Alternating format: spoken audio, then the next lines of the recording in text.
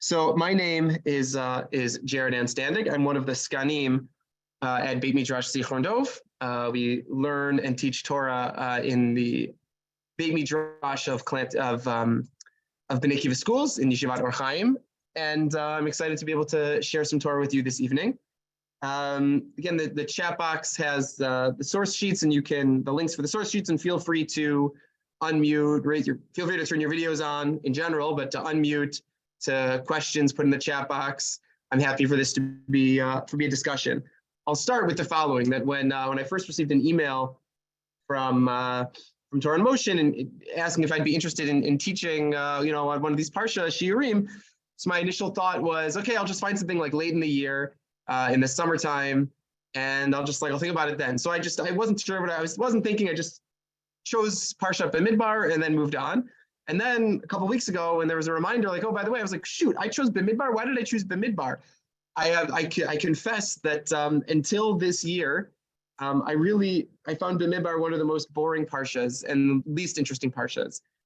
And I was like really scratching my thing, like, what the heck am I going to talk about? Like, what's there to talk about? I was talking to my friends in the Beit Midrash. What is there to talk about? They're like, I don't know. What is there to talk about? And then once I started spending time looking into this, I actually found this to be a fascinating parsha with some really fascinating ideas here. And I want to share them with you. I know for myself that this upcoming Shabbat, the Torah reading is going to be completely different than it's ever been for me for Parshat Bamidbar. And I hope that I can convey some of that to you as well tonight. So we're going to start with source number one. The title, actually, before that is The Tense Tribes and the Divine Travel Design. So much of this parsha it opens with the census, right? We're Parshat Bamidbar, the book of Numbers, right? The census of people. And then the second chapter of Parak Bet, the second chapter of the Parsha, of the whole book, is a rather technical, I would say boring series of just, here's where these tribes were located here, and this was the tribal leader, this tribe was over there, these tribes over here, and you just sort of go through it, and it's tens of psukim, tens of verses that you're just like, okay, I don't really know what to do with this information. And we're not going to do all of this this chapter 2, but I want to point out a couple things, and that's source number one. Source number one, if you're looking at the PDF or if you're looking at the Word doc, you'll notice that I broke it up into 4 different colors, just because I thought conceptually for myself at least it was easier that way. And so we're going to start with the first paragraph, which is green. And we're not going to read the whole thing. I want to just draw attention to a couple different pieces. The first thing is when it's starting listed off, it says, V'achonim kedma mizracha. In the camp, the way it's organized, there's going to be a group that's encamped, kedma mizracha, on the east side toward the sunrise. That will be the camp, the standard of the tribe of Judah, according to their divisions, et cetera, et cetera. And then skipping to verse number 5, pasuk hey, V'achonim alav matei Yisachar, and then skipping to Zayin, matei Zvulun. In English, those encamped next to him and Judah on the east side is the tribe of Yisachar. I bolded that, it's also larger. And in verse number 7, and the tribe of Zvulun. And then the last lines, they're bolded and underlined, they shall set out first. So this green paragraph is telling us when you lay out the camp is going to be structured, and I'm going to sort of tell you right now, there's going to be a north, there's going to be an east, south, north, and west. These cardinal directions, that's how the camp is going to be organized. The whole Bnei Israel, the whole children of Israel are going to be organized by tribes in different zones, the east side, the south side, the west side, the north side. So we have here in this green box, source number 1, the first part of this, is the east side, which contained the standard of the camp of Judah as this primary one. And then there's the tribe of Issachar and the tribe of Zevulun. They're all with the tribe of Judah. With me? Great. Okay, now moving on to the next chunk, the red text. Degel Machane Reuven Teimana. Now you have the standard of the camp of Reuven on the south side. And with them, skipping to verse number 12, Achonim alav matei Shimon, along with the tribe of Reuven, you have the tribe of Shimon, Simeon. And then verse 14, Yodalad matei Gad, and also the tribe of Gad is in that group as well. Then the last words of that red paragraph, Vushnim Yisu, they shall set out second. So when you have the group, the nation moving, the first group to move is the east group. They'll advance. And then after them is the south side, and that's the tribe of Reuben as its major one. And with Reuben comes the tribe of Shimon and the tribe of Gad. So we've seen the red and the green. The red, we have the east side, Judah as seeming to be the primary tribe, with flanked alongside Issachar and Zvulun. And on the south side, you got Reuven with the tribes of Shimon and Gad. With me? Beautiful. Okay, I know this feels, maybe it's like a little like, what are we talking about here? But I'm telling you, I think as we go through, this is actually going to be, in my opinion, quite interesting. Once again, I'm just going to put in the source sheet, again, 2 links. If you want the Word doc, you can go to tiny.cc/Bamidbar doc, or for the PDF, tiny.cc/Bamidbar PDF. You could just copy and paste those from the chat box into your browser and you'll have it. We are right now still on source number 1. On the first page, at least in the PDF, I think some of the pagination got a little messed up in the Word doc, but if you're looking at the PDF, we're at the bottom of page number 1, still in source number 1. Okay, so we've had green and red. We have the east side and we have the south side. Then verse number 17 is talking about when they're actually moving. You have after the east and the south have moved, then the center of the camp moves, and the center is the tent of meeting, the Ohel Moed. The Levites, the tribe of Levi, and the tent of meeting, the Ohel Moed, the Mishkan, is in the middle. Then they'll move. Then we're going to move on from there to the yellow box. I'm on the bottom of page 1, still in source number 1. Bottom of page 1. Degel Machane Ephraim, Litzivotam Yama. Now we're talking about the west side, the seaside. If you're in Israel, the west is the Mediterranean behind you. So the west side is the tribe of Ephraim. And with them, Mate Menashe in verse 20, and then in verse 22, Mate Binyamin. You have the tribe of Menashe and the tribe of Binyamin. And then the end, Ushlishim Yisau, they shall set out third. So that's the third group. You have on the east side, Judah, Issachar, and Zvulun. On the south side, you have Reuven, Shimon, and Gad. And then on the west side, you have another 3 tribes. Menashe, Ephraim is the primary tribe, and alongside them is Menashe and Binyamin. Right, we're now still on source number 1, but onto the top of page number 2, and we've seen 3/4 of the sides. We saw the center was the Levites and the Mishkan, the tabernacle, the center focus of the worship. And on the east side, you had Judah with 2 tribes. On the south side, you had Reuben with 2 tribes, and now we had the west side, Ephraim and 2 tribes. And then the last group, the blue paragraph, the last paragraph of source number 1 on the blue in blue, we have Degel Machane Tzafona. Now we have the north side is Degel Machane Dan Tzafona. The tribe of Dan is going to be the main camp on the north side. And with him, you have in the bold, it's verse number 27, Mate Asher. You have the tribe of Asher with him. And then you have and then you have in verse 29, the tribe of Naphtali.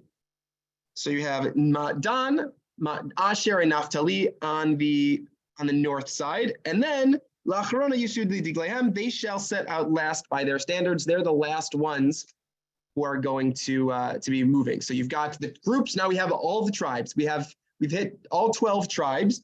On the east side, we have Judah, Issachar, and Zvulun. On the south side, we have Reuven, Shimon, and Gad. That's 6. And then on the west side, we have Ephraim, Menashe, and Binyamin. That's 9. And then the last 12, Dan, Asher, and Naphtali. Those are the last 3. That's the final 12. We have all 12 in different places, in 4 different locations, 3 in the north, 3 in the east, 3 in the south, 3 in the west. That's what the Torah is laying out. And you could read this, and the way I read it for the last 34 years of my life, and said, like, okay, interesting, but like not interesting. Let's just move on. But what I want to see with you tonight is that there's actually something really profound and really thoughtful going on here. Is everyone with me? I'll take that as a yes. Okay. So Don Isaac Abarbanel, before we get to the layout, Don Isaac Abarbanel has an observation that he wants to make. We have 12 tribes. And I'm sitting in a shul right now in the synagogue Sharei Shemayim. They don't have anywhere here in the Beit Midrash that I'm in right now, any paintings of like the symbols of the 12 tribes. But many people have probably seen at some point in their lives stained glass windows, the curtain on the Aron, something where they like have a depiction of. I remember in my high school, the music room had like a big wall that just had 12 different symbols, all the different tribes, all the different symbols of the 12 different tribes. So what the Abarbanel is going to tell us in source number 2 is that he doesn't think that's actually true. He doesn't think that every tribe had their own symbol. Now, there are opinions that say they do have, but Abarbanel in source number 2 is going to say, I don't think there are actually, I think there are only 4 different symbols. And this is source number 2 on the bottom of page 2. He says, V'lo yachshov ma'amaro, ish al diglo beotot. One should not think that the statement, each man under his own flag with distinguishing signs, you should not make the mistake of thinking that every tribe had their flag, every tribe had their color, every tribe had their sign. That's not true. He says, maybe you're going to think, Shayu Shnei Masar Degalim, Kol Echad Vechad Beotot Mitchalfim Mechavero, Lo Haya Davar Keni. So you might think 12 different tribes, 12 different flags, 12 different colors, 12 different signs. You had 12 different groups. That's what they were, right? They were 12 different tribes. Each tribe had its own identity, had its own flag, had its own symbol. He says, no, that's not true. Rather, he says, Aval Hadegalim Ledati, the flags, in my opinion, Ayu Arba Bilvad. There were only 4 of them. What 4? We have the 4 cardinal directions, north, or we have east, south, west, and north. So he says, there were 4 different ones. It's bolded. One of those signs on the one flag from the tribe of Judah was on the east side, which was the most honored side of the 4. And beneath him or alongside him were the tribes of Issachar and Zvulun, but they had only one flag, which was the flag of Judah. In other words, on the east side, and all of them, he's going to say this is the case for all 4 of these directions. The first tribe that was mentioned is the primary tribe. They have a symbol, and the other 2 are just like secondary to that one. So he says, on the south side, which is the second most honored side after the east, being the right side of the world, was the flag of Reuben. And under him were the tribes of Shimon and Gad. And they all had one flag, which was the flag of Reuben at the head of that side. On the west side, called the seaside, on the bottom of page 2, source number 2, on the Yama side, on the seaside, Hayad Degel Yosef, Shirosho Ephraim. You had the tribe of Joseph.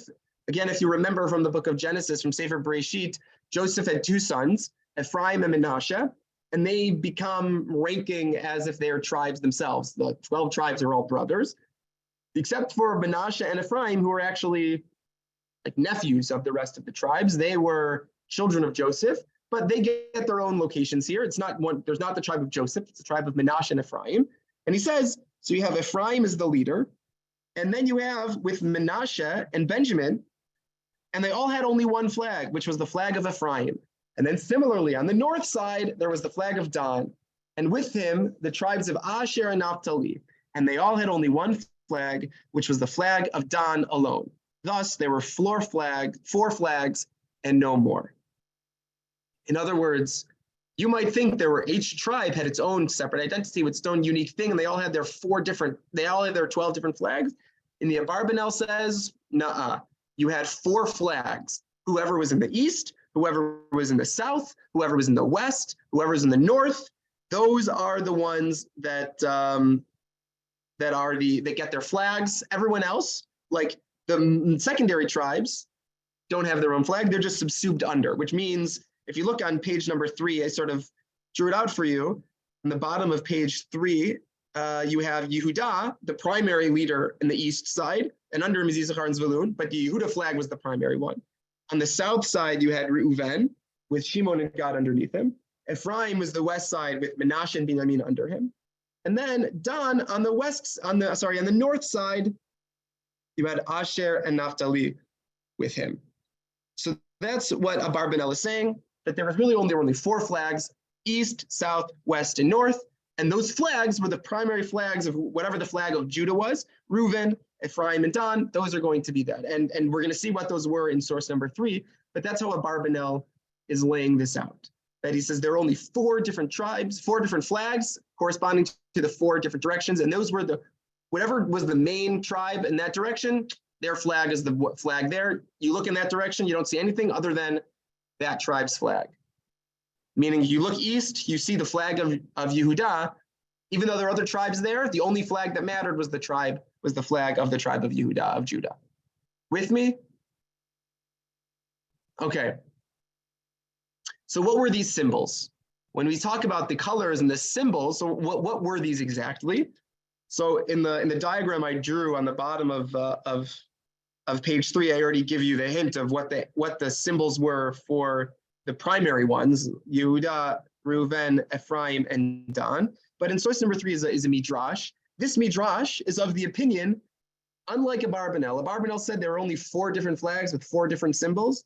So the midrash in source number 3 is actually going to think like there were 12 different flags. Each tribe got its own flag. Each tribe got its own color. Each tribe got its own symbol. Abarbanel doesn't agree with that part of this midrash in source number 3. He does agree with what the symbols of those 4 are: Yehuda, Reuven, Ephraim, and Dan. He's going to agree with those because he thinks those have symbols. But the other, 8 tribes, he thinks didn't really have a symbol at all. But he agrees with these symbols. Everyone agrees with these symbols for the 4 primary tribes of Yehuda, Reuven, Ephraim, and Dan. So here's what the Bamidbar Rabbah tells us. It says, Beotot, what are the signs? They had these signs. They were symbols for each prince and prince, a flag and color of each flag, and each flag had a color like the color of precious stones that were on the heart of Aaron, right? If you remember the clothing of the Kohen Gadol, he has the breastplate, and there were different stones, different colors. So we're saying that every one of those colors was one of the colors representing one of the flags, one of the tribes. I will say, just as a little disclaimer, source number 3, I did not translate myself. In the interest of time, I copy and pasted it into ChatGPT and said, translate this into English.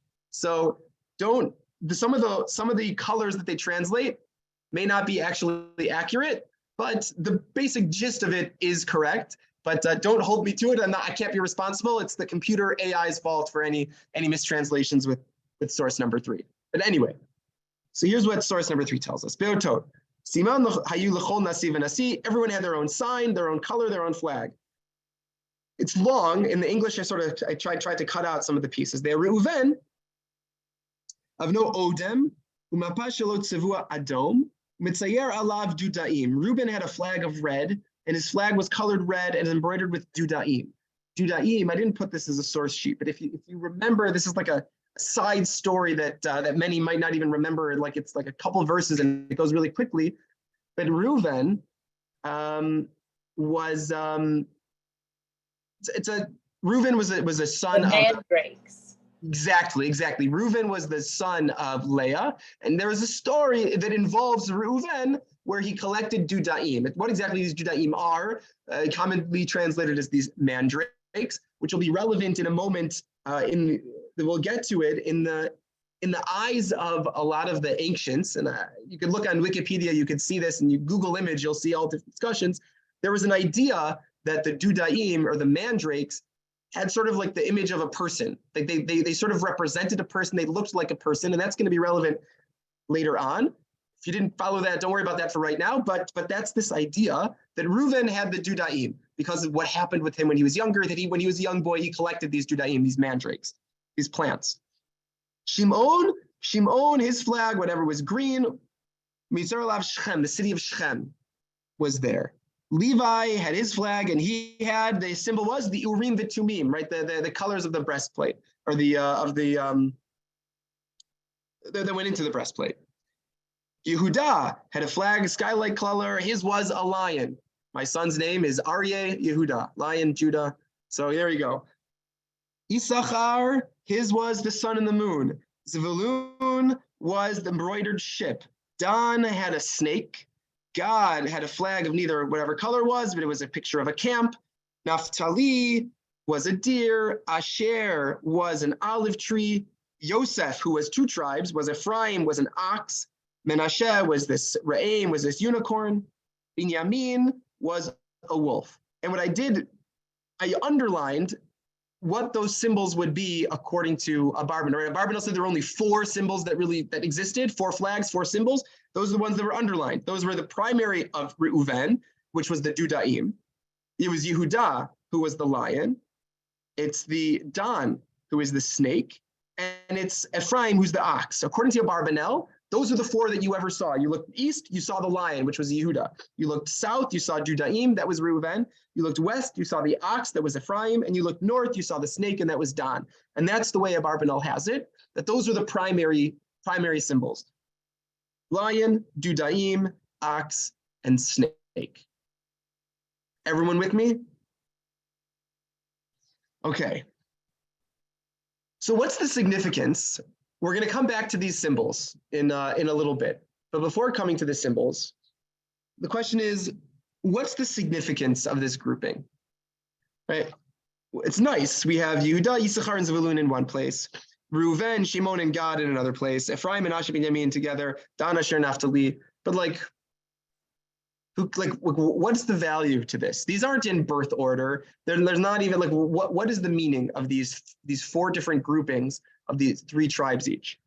So in order to understand this, next piece, I give you on the top of page 4, a small little table of the tribes and which mother they came from, right? Jacob, who is the father of the 12 tribes, he had 4 different wives.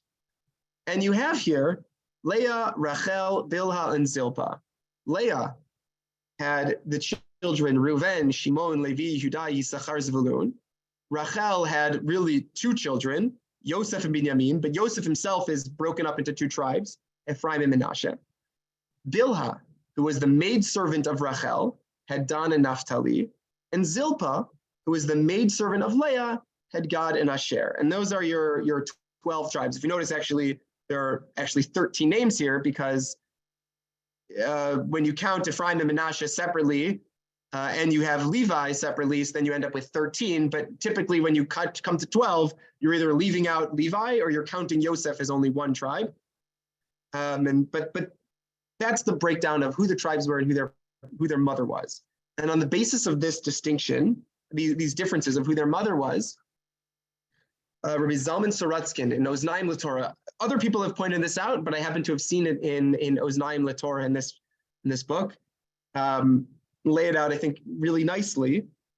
This is source number 4 on the middle of page 4. Everyone's with me so far? We have 4 different sides, 3 tribes each. The question is, what was the reason that these tribes were together, these tribes were together, why were they organized this way? He says, so source number 4, Lama nivcharu Yehuda, Reuven, Ephraim, V'dan l'Rashei Galim. Why were they chosen as the heads of tribes? Ayin la'el, Aleph Yudbet, shekidei lahavtiach et hashalom, agamur b'chol ha'machaneh, haya hechrech l'sader etan kach, shegimel hashvatim shebechol machaneh yiyu b'nei am echat, ha'ohavim ze et ze yoter mibnei av echad. Why were these tribes chosen as the heads, but why were these organized like this?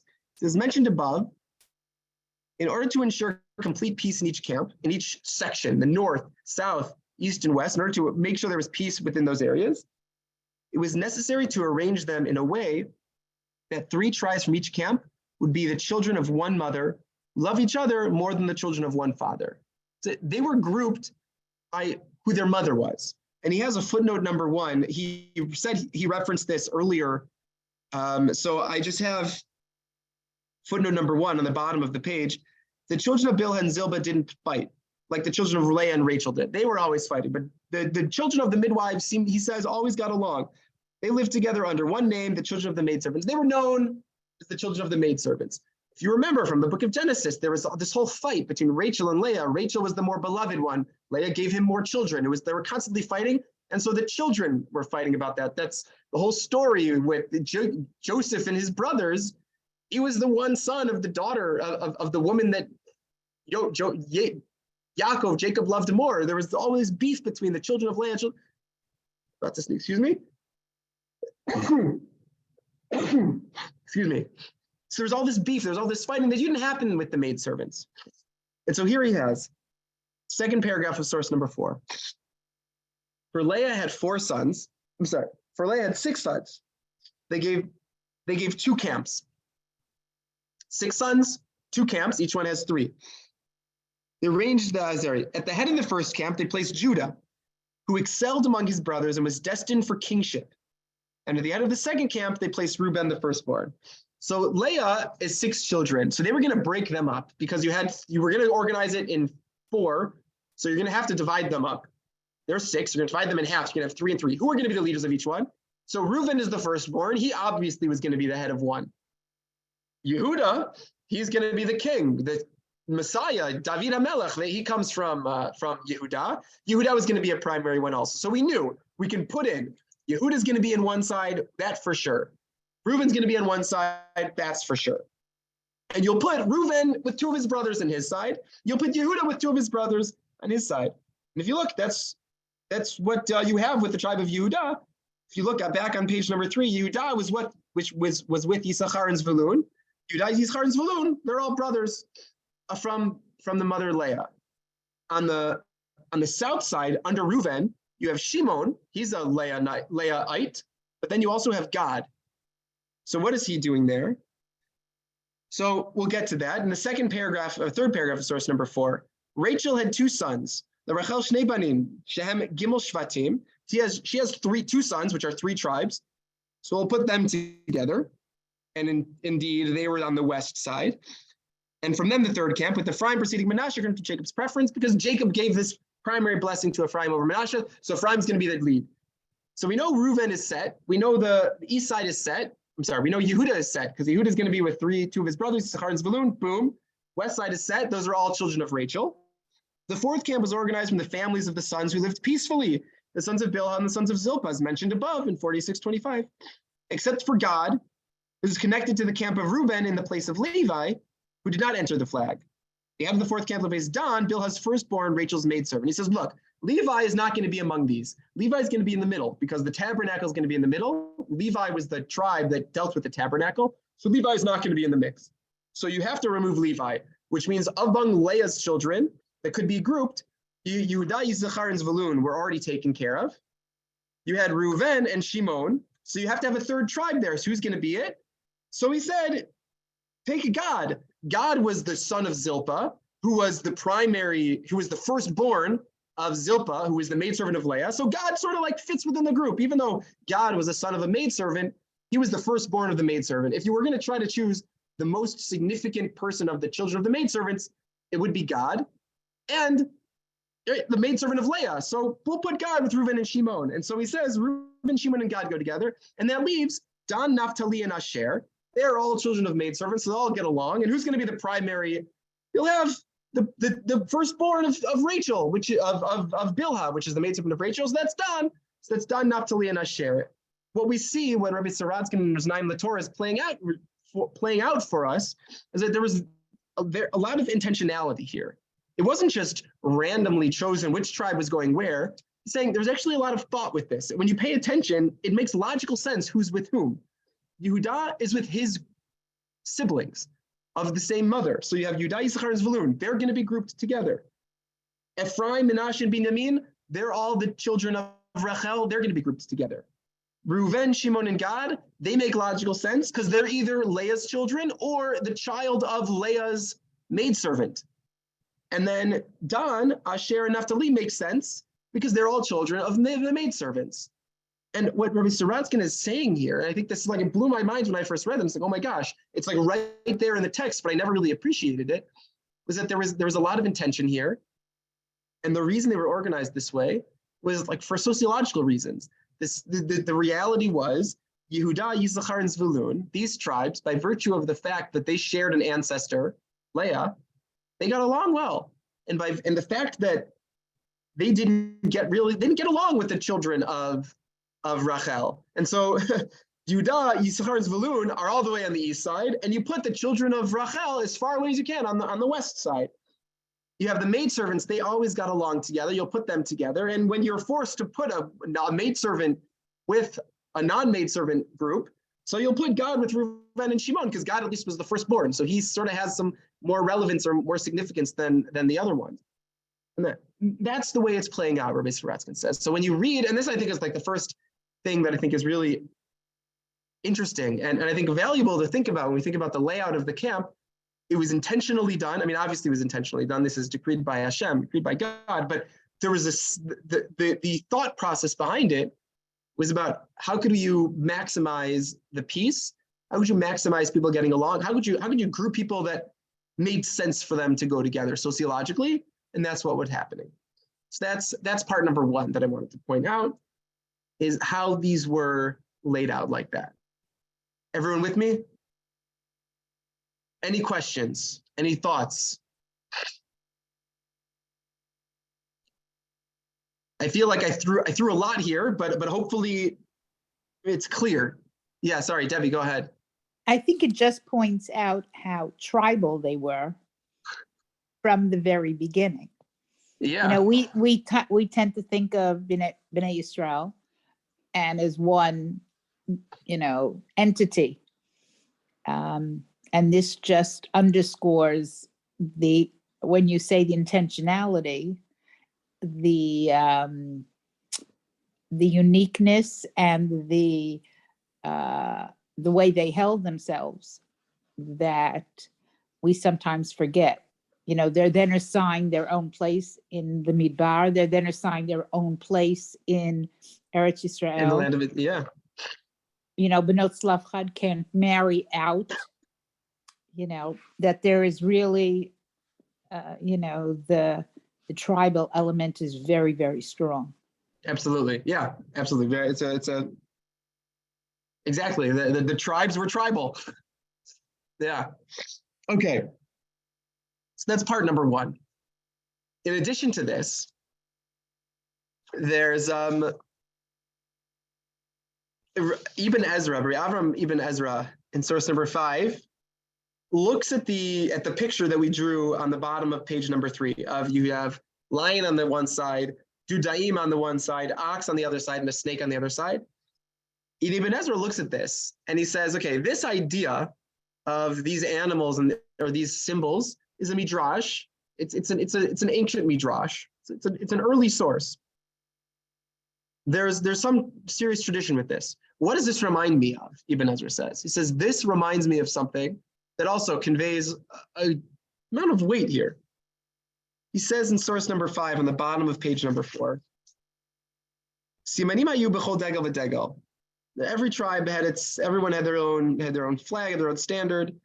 V'kadmonenu amru shaya b'degel Ruven surat Adam mikoach darash dudaim. The ancients said the banner of Reuben had the form of a person on it because of the dudaim, and we mentioned this earlier. The dudaim, these mandrakes, they had this. They looked like a person in some way. So it says Reuven was on one side, it was dudaim, the mandrake, the image of a person. Uvedegel Yehuda tzirat Aryeh, kibo him shilo Yaakov, and on the Yehuda side of it, you had a lion, and that was because Jacob compared his blessing to Yehuda. He compared him to a lion. Uvedegel Ephraim tzirat Shor, mitam bechor Shor. Again, because of a blessing that was given to him. There was a tribe, Ephraim had an ox. And the tribe of Dan, the way he phrases this, Degel Dan Surat Nesher. He said he had an eagle. The way the Midrash had painted it, it was a snake. Ibn Ezra describes it as an eagle. The way some people sort of resolve this is they imagine a snake with wings, something maybe mythical like a dragon, sort of like a serpent that has wings. You could call that a nesher, you call that some sort of bird, an eagle. That's the way some people describe this, but this is necessary for the point that Ibn Ezra is going to make. And he said, so you have on one side, you have a dudaim, you have a person, a man, you have a lion, you have a snake or an eagle, and then you have an ox. And he says, Achidmu lekruvim shira Yechezkel hanavi. And Ibn Ezra says, if you notice this, we actually are familiar with this concept before. 4-sided figure, 4 different faces on each side, lion, person, ox, and eagle. We've seen that before. And that's in the prophecy of Yechezkel, of Ezekiel. Later on in Tanakh, a late prophet, in source number 6, he has this amazing experience of revelation. And this is source number 6. I'm on the middle of page 5 in source number 6. Now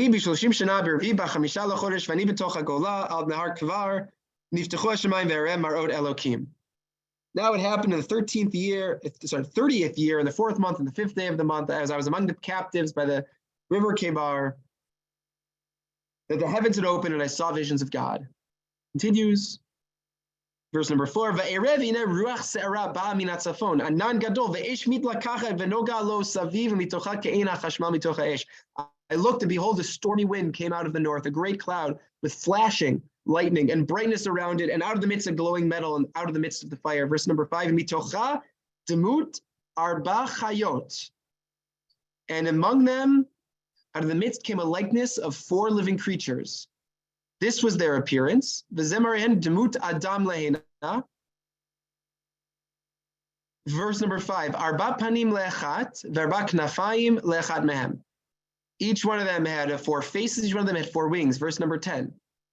Udmut pneihem. Their faces were pnei adam, pnei aryeh, el hayamin, l'arbatam, pnei shor, mehasmol, l'arbatam, upnei nesher, l'arbatam. These angels had 4 faces. What was each one of the faces? Man, lion, ox, eagle.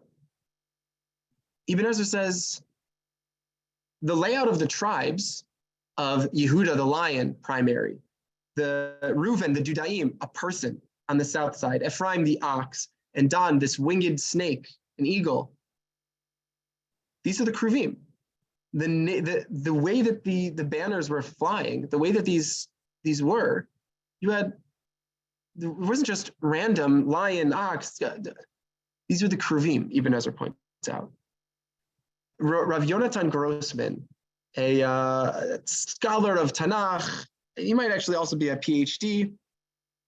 He has an article, and he notices this. He says, on the basis of this connection, I believe, we can begin to understand the profound significance of the camp of Israel. The tribes of Israel accompany the divine presence on its journey as a chariot for the Shekhinah. So long as the Shekhinah is on high, it is the holy creatures and the wheels that accompany the Shekhinah on its journeys, and they comprise the chariot. When Hashem travels with his entourage. His entourage are the Kruvim. When he travels in the heavens, he's got these angels with the 4 faces: ox, lion, eagle, and face of a person. That's when he's on high. But when God chooses to make his Shekhinah rest in the world, new escorts, an alternative Merkava, an alternative chariot are required. God's seat is the Kruvim and the Mishkan that Israel builds by God's command. And his escort is the nation of Israel, encamped around the Mishkan, each person with his clan and by his banner. Grossman is saying when the Bnei Israel are traveling in the desert, and he's saying this is the idea for these tribes, for these signs in each tribe. This is what Ibn Ezra is getting at. When Bnei Israel travel through the Midbar, when they're traveling through the desert, God is resting upon them, and they become the divine chariot. They are not just people. When they're able to organize themselves in this way, when they're able to be lions, Yehuda, Dan, Reuven, Ephraim, they're able to be organized like this, this is not just a group of people. They actually have the divine presence resting upon them. That's, he says, what this is about. That's what Ibn Ezra is saying. That's what Yechazel is saying. That's what Rav Yonatan Grossman is saying. That's this idea. It's not just simple. When you read this Parsha, it's not just about, oh, okay, these people were there, these people were there, let's move on.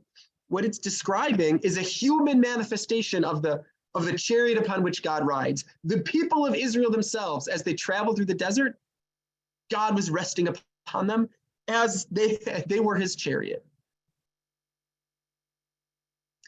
Rav Grossman continues in the second paragraph in source number 7. And this, so actually before that, this is the second point that I think is so amazing about this, that this organization was not just, it was intentional, but it also was meaningful in the sense that what the people were creating in the desert, what they were creating, they build the Mishkan, they build the tabernacle, but it's more than just the tabernacle. They're creating themselves, they're turning themselves into this vehicle by which the divine rests upon them. That's point number 2. Point number 3, Rav Grossman is going to continue. The untamed desert bespeaks a world without boundaries. It is wild, devoid of order and regulation, a place without human habitation, a place where wild animals reign. Here, in the midst of the boundaries, in the midst of the lack of boundaries that the desert embodies, a marvelous sight reveals itself. 600,000 foot soldiers, aside from women and children, journeying by tribes and by clans. It is specifically against the background of the desert that the splendor of the camp of Israel stands out, a nation that creates banners and tribes, that maintains clans and tents of families. Even in a world where every possible boundary is smashed, even from the perspective of Balak of Moab, who we read about later on, whose genealogy goes back to the story of Lot and his daughters, where the fundamental definitions of lineage are themselves blurred. That's for another time, but that's the story of Lot and ultimately Moab. The camp of Israel is based on a solid foundation of good tents. He says, when you look at the camp, you see order, you see structure. That's where the divine rests, not in the chaos of the wilderness, but among the chaos and the mess of the wilderness of the desert, of the lack of boundaries. And Israel are able to form boundaries. They're able to form, here's where I am, here's where you are, and we're able to keep to ourselves in a structured, orderly manner. Now, they had to be organized in such a way to make sure that they behaved, but that's what's happening here.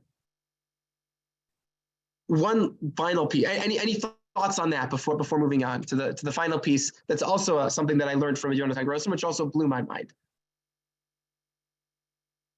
So we've seen so far, before the last piece, what we've seen so far is the intentionality of these groups, that you have the tribes organized by who their mother was and what makes logical sense sociologically for them to be together.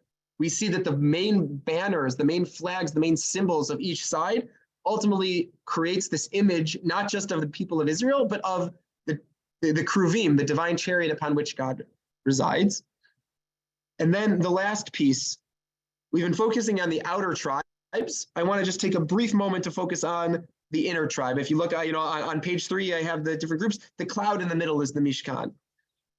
And that's the last final source is source number 8 on page 6.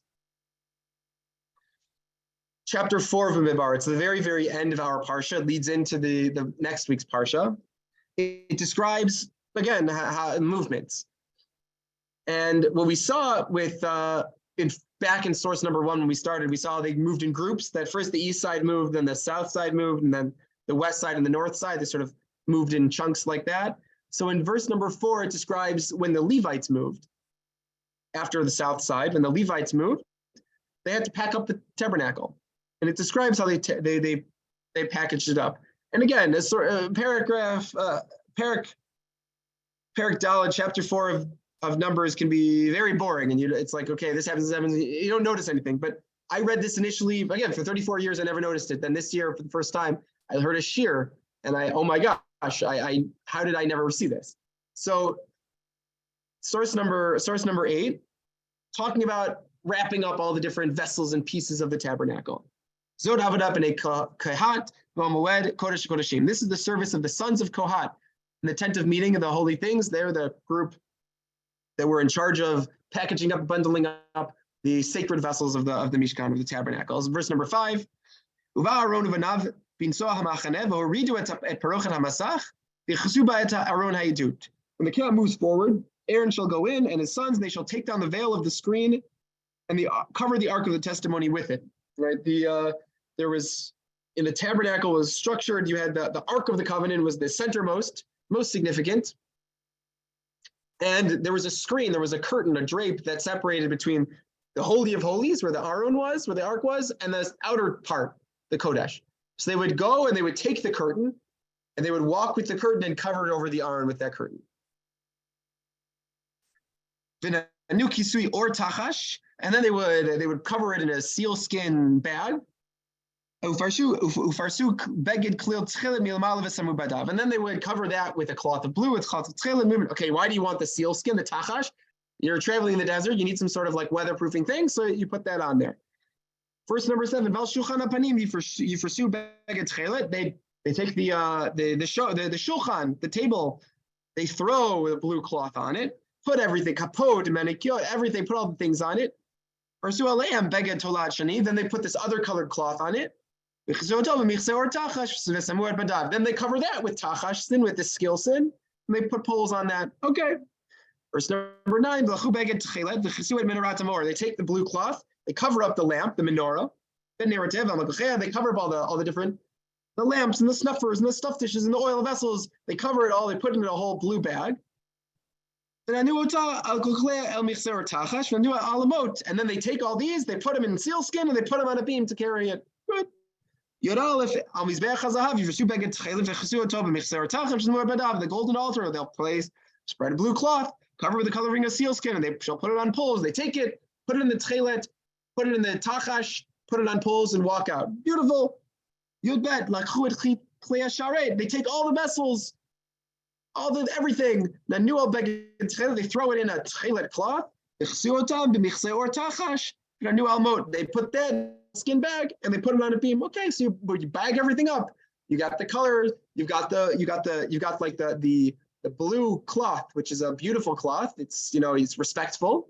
It's a nice thing. You wanna cover it in something beautiful blue, but you also want to be practical. So you wrap it up in a seal skin, to protect it from the elements, and you put it on a stick and you carry it with beautiful. It looks like that's how all of it was. You read this, and the first time I read it, I was like, okay, Aron, check. Shulchan, check. Mizbeach, check. Kalim, check. Menorah, check. Everything's the same, but they're not all the same. Did people notice what's strange? What's unique here? There are a couple things that step aside, but they're one thing that I want to focus on. Isn't it tchelet sometimes before and sometimes after the seal? So yeah, it's not only sometimes before, sometimes after. It's always before, except for the Aron. And everything else, in the menorah, wrap it in tchelet, put it in sealskin. In the mizbeach, wrap it in tchelet, put it in sealskin. The rest of the klei sharet, wrap it in tchelet, put it in the sealskin. The shulchan, wrap it in tchelet, then wrap it in red, but then put it in sealskin. The Aron, cover it with the parochet, put sealskin around it, and then put the tchelet on it. It seems to break the mold. So Rav Yonatan Grossman, again, point out just something it's sort of obvious when you realize it. What would be the reason? Why would all of them be covered in sealskin? You look at them, except for the Aron is now covered in blue. You look at that bag. What's in it? I don't know. It could be the menorah. It could be the other kalim. Could be the mizbeach. I'm not sure. It's just a sealskin bag. The only thing that was unique was the Aron. When they were when the Mishkan was set up, when they were not moving, everyone could just point to the center and say that's where the Aron is. That's where Hashem's most significant divine presence is. That's the most important part of our camp, is right there in the middle. What about when they were traveling? So you might think when they're traveling, it doesn't matter. They're traveling. It's like they're on their way. It's not important. It doesn't matter because they're just traveling. But I think when all this comes together, when they're traveling, there's still the banners of the lion, ox, the eagle, and the person. There's still the divine chariot there, even when they're moving. Maybe even more importantly, when they're moving, they're the divine chariot. And Rav Grossman just points out is that that's why the Aron had to look different, so that when they're traveling, you could always identify where's the Aron. It's that one because it's wrapped in blue. Everything else, I don't know what it is. The mizbeach, it's an important. Don't get me wrong. All of these are important vessels of the tabernacle. We can't just do away with any of them. But there's no question that the Aron of all of them, the Aron, where the Kohen Gadol accessed once a year, that held the Luchot HaBrit, that held these, the tablets, that was the footstool of the divine, so to speak, that had to be recognizable at any given moment, no matter what was going on, even while they're traveling, everything's wrapped up. Okay, we're going to put the sealskin on it, and we're going to treat it respectfully. We're going to cover it with the curtain. We're not just going to throw it in a bag and put it out there. We're going to treat it respectfully. We're going to put it with a beautiful cloth with sealskin on it, but we're not going to leave it with the sealskin. We have to put the tchelet on top of it because the Mishkan needs to be identifiable wherever we are. We have to always be able to point and say, that's the Aron. That's the center point of Hashem. That's where Hashem's footstool is. That's where Hashem's most intense divine presence is, as we've seen earlier. When they went to a war, was it the same? Was it also covered in blue? Say that again? When they went to a war. Interesting question. What was it when they went out to travel? When they went out for war? I'm not sure. It's a good question. I'm not sure. I don't know. That's a good question. I didn't think about that. And There's didn't the discussion Aaron about go- how many Aarons were there? Was Right. there a war Aaron? And there's like a whole discussion about that. I think, I don't know, in my mind, I can't bring you any specific source, but in my mind, I think that it didn't. I think that it was out there. They were marching with it fully exposed. But, Wasn't the I'm Aaron not sure. 3 days ahead of them? Yeah, so that's also good questions. There's also a lot of discussion about did the Aaron, there's a subject to, so a lot of discussion about the Aaron going before them, and there's Gemaras that talk about the Aaron sort of like flattening the terrain so everyone could travel. It's a good observation. It's a good point. But even so, Rav Grossman was pointing out, even as it's bundled up and moving, it was always distinctly identifiable to everyone, be able to point, even if it's in its seal skin, you can point to it, say, but it's in the seal skin, but on top of that is the blue. But good points, good observations. Bottom line, why I am now excited about Parshat Bamidbar that I wasn't a week ago. I was like, where's Parsha? Why did I choose this Parsha? The reason why I'm now totally on team Parshat Bamidbar is because I recognize how much depth there is to this Parsha. Yes, it's a list of movements of who goes where and who goes what and how you bundle up this and that and how you package things up. It's, on the one hand, it could look very boring. But if you spend the time, and I'm grateful that I got to give this class to have to force me to spend some time looking into it. And we look at it, we see there's actually a lot of beauty and a lot of intentionality that's happening here. Number one, the tribes weren't just like haphazardly thrown about, but where they were was significant. What they represented as they traveled was significant. That these were not just tribes, they were organized who would get along with whom and how could this be the best way to have them go. But they also were representing the Kruvim. They were the Kruvim. Hashem was literally riding upon them as Hashem rides upon the angels. They were the chariot. They were the divine chariot. And lastly, when you're thinking about how did they pack up all the kalim, this one, okay, yeah, they packed it up, okay. Yeah, when I move, I tell them to put it in the truck. Okay, be careful with this. But that's not how it was here. Maybe with the other kalim in the Beit HaMikdash, okay, we wanted to, it's okay, put it in the sealskin. But for the Aron, that had to be identifiable, had to be noticeable. That was a unique thing from anywhere anyone would be able to identify it. I see someone just asked, anyone have a chance to post? I will post again right here. Bamidbar, tiny.cc/Bamidbar doc, or the Word doc, or tiny.cc/Bamidbar PDF. You go to either of those two websites to get either the Word doc or the PDF, and you can get it there. But that's why I think Parshat Bamidbar newly is a fascinating Parsha. And I hope for you, this has been an enlightening, informative experience. And I hope that your Torah reading this Shabbos morning will have a little more meaning to it than it did before. Any thoughts, any questions, any last pieces? Thank you. That was great. Yes, Thank you. Rabbi, yes, I had, sorry. Hedda, Okay, go ahead. All right, I had heard a share some time ago, so I don't know. It was that someone had seen the site. I mean, it was at Yaakov when he had his dream. I don't know that they saw in Shemayim this encampment, and that they wanted so much to have that here, to have it replicated among themselves. That this was really a replica of something that exists, which is that they've seen about. Excuse me. Beautiful. But I don't know what you're saying sounds which familiar. Which is exactly, goes to what you're saying. Yeah. Yeah, what you're saying sounds familiar. I don't know from where. Yes. But it's a beautiful idea. I mean, there is this idea of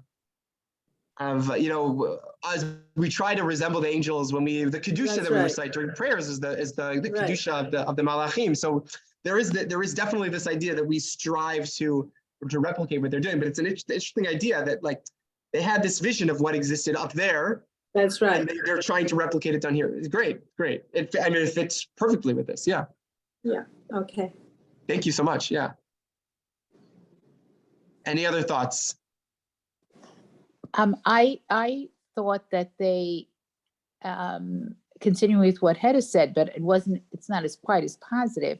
It wasn't what they saw in Shemayim, but it was the same way that they carried the Aron of Yaakov Yes, yeah. So there is this. I believe I didn't include it here, but I believe the Abarbanel and others. I think even a Midrash that when they carried his casket, they were also organized in this way. Yeah, there is. I didn't spend much time looking into that, but yes, that is pointed out there. That does exist.